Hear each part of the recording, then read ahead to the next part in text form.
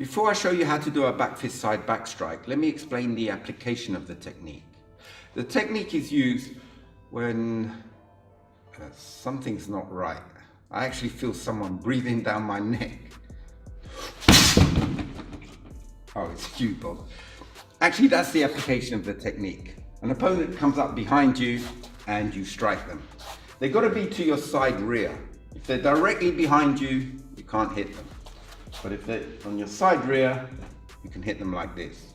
And the most common tool is the back fist, although we can use the backhand when you don't want to do too much damage. But the back fist is quite devastating. Very versatile tool, as I explained before. It can be done in many different directions, including behind you. Okay, and you'll be aiming in this case to the philtrum here. Now it can be done in many different stances, but I'll be showing you in closed stance and in L stance, because that's how it's done in Tageto, which is the pattern that I'll be covering very soon. So when you do closed stance, bring your feet together, keep your legs straight. You start the technique by crossing your arms, palms facing down, and the striking arm will be underneath, like that. As you perform the technique, the opposite arm will extend slightly in front and slightly to the side, such that if you swing it forward and backwards, it'll just clear the side of your body, and if you swing it side to side, it'll just clear the front of your body. So it's positioned there with the arm straight. It's not a block, although this technique can be done with a block, such as a low block. In this case, it's just a reaction. The striking arm will have the forearm vertical, with the fist at eye level. Notice that the elbow is slightly lower than the shoulder. From side view, the arm will be in line with your shoulders, like that. Avoid pulling the elbow back, because then you'll overstretch the shoulder here, and it's very uncomfortable. If you're worried not hitting the target, remember there's a slight rotation from the elbow like this, which means that the fist can go back and recoil, so you can still make contact to the target. Okay. There'll be a slight twisting of the fist, but not too much, because you need to hit with the back of the two knuckles. So by twisting too much, you're just going to hit with one knuckle. Okay, so there's not as much twisting as with the side strike. Okay? In this case, very slight. Okay, but it needs to square up like that. Okay. Now with closed stance, there's no movement with your feet other than just raising and dropping the heels to get sine wave. But when you relax, your legs are still straight, so there's no dropping of the body. It's just relax, your body will relax, then you come up, down, okay? So relax, up, down. And don't forget the breath control. Finish the breath as you execute the technique.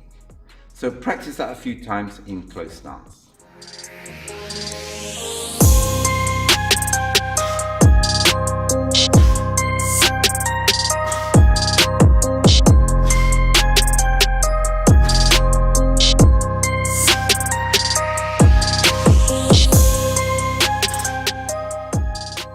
And now I'm going to show you how to do it in L stance.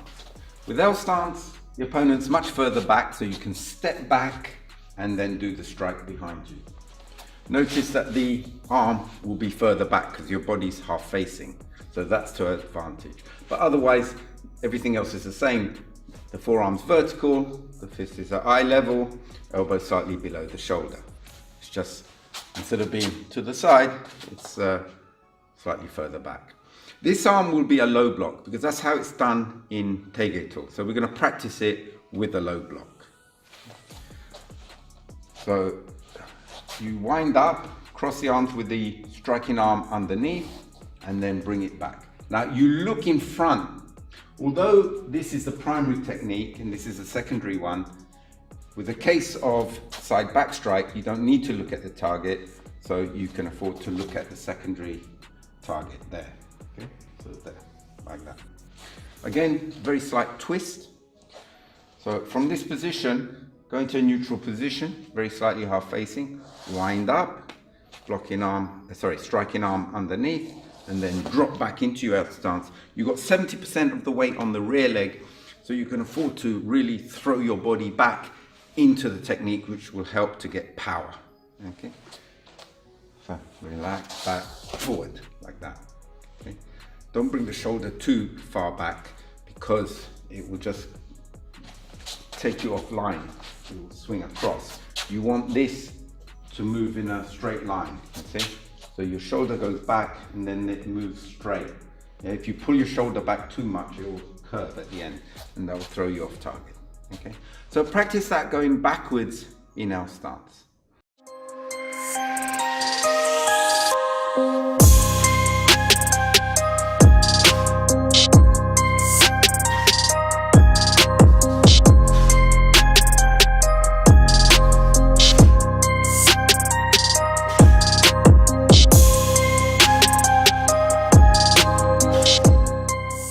And that's how you do a back fist side back strike.